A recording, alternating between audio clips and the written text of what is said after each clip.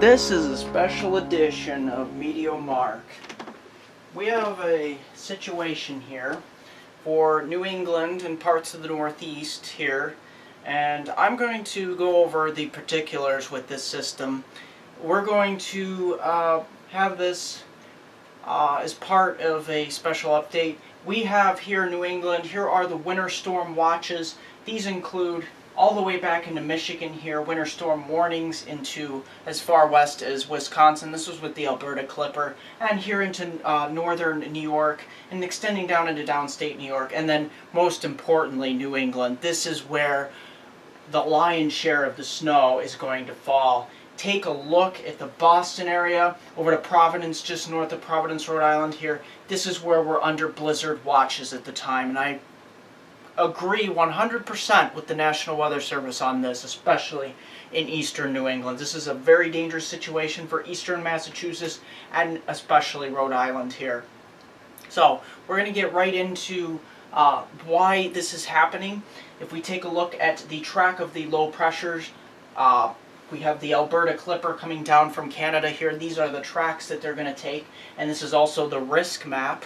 We have the highest risk here for heavy snowfall in eastern New England, and we have the moderate snowfall here in upstate New York and northern tier counties of Pennsylvania, where winter storm watches are. So we're going to continue that snowfall back here into Michigan as well, on the order of 3 to 6 inches. So these are the the great risk areas for the Northeast and the northern mid-Atlantic region.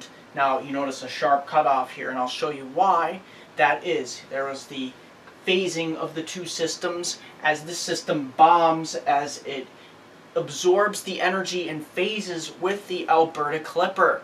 So as that system moves up the coast, some models are bending it just east and then stalling it, or moving it very slowly just east of Nantucket. And that would be very critical for the Boston and the Providence area. And here, winter storm watches extend all the way up into Maine. This could be very detrimental to especially eastern New England here. So let's take a look at the expected snowfall. Now these could be revised here. This is the blended snowfall forecast here at Meteor Mark. We have a blend of, now this is getting very complicated in around New York City, so we're going to have to digest those numbers a little bit more closely, because the city itself could get a lot of periods of rain, but as I said, the wraparound moisture on the back of this low pressure system as it moves just east of Long Island, by that time wraparound moisture will be pummeling in from the north, and especially north of New York City. That's where you could 5 to 10 inches of snow. Northern New Jersey could get 6 to 12 inches of snow. We're heading back into the southern tier of New York, northern tier counties of Pennsylvania. This is where we could get 5 to 7, maybe 6 to 9 inches of snow. Heading back on into Michigan, that's where the Alberta Clipper snows will be. But it's here in especially central and eastern Massachusetts and eastern Connecticut, Rhode Island, Cape Cod, all the way up through eastern New Hampshire and down East Maine. This is where the lion's share of the snow will occur, and this is where we're expecting snow in the feet. Possibly 1 to 2 feet is likely at this point. So 12 to 24 inch widespread amounts are likely at this time, and we'll fine-tune those numbers into a narrower range. Right now, being 48 to 72 hours out, it is kind of hard to get the exact totals down to the exact amounts, but we'll fine-tune those numbers over the next 24 hours for you. And heading back on into the northern New York here, some of the wraparound moisture, especially in Albany up through the White Mountains, could get anywhere from 7 to 11 inches with locally higher amounts. So that's what we're looking at. And you notice the sharp cutoff here in Pennsylvania. I'm going to get into that with temperatures here. We have the sharp cutoff, and we actually changed to rain over places like Williamsport and State College, over just south of Scranton, Allentown, Philadelphia, Harrisburg.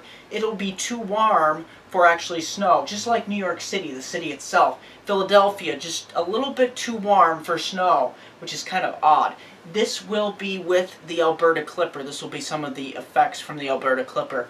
On the east side of a low pressure system, you get southerly winds, and that brings in some of the warmer air at the lower levels. So let's take a look at some of those temperatures we're expecting.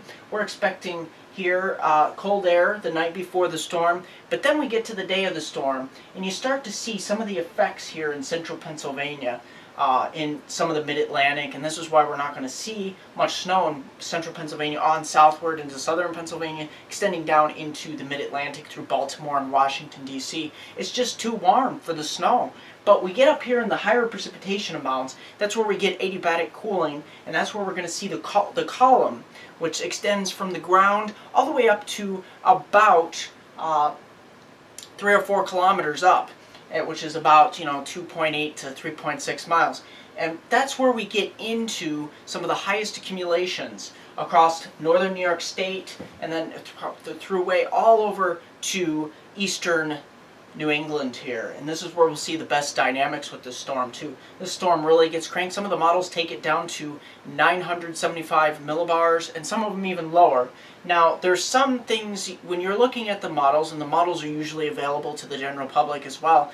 This morning, like for instance, the NAM model was outputting 70 inches for Boston. So you do have to analyze the models and make sure you're actually reading things correctly. And if you are, sometimes the models have convective feedback issues. Usually that's the result of that usually results in the GFS model. But we're looking, we saw that this morning here in the NAM model, where we were seeing outputs of 70 inches, and that of course was probably some convective feedback issues.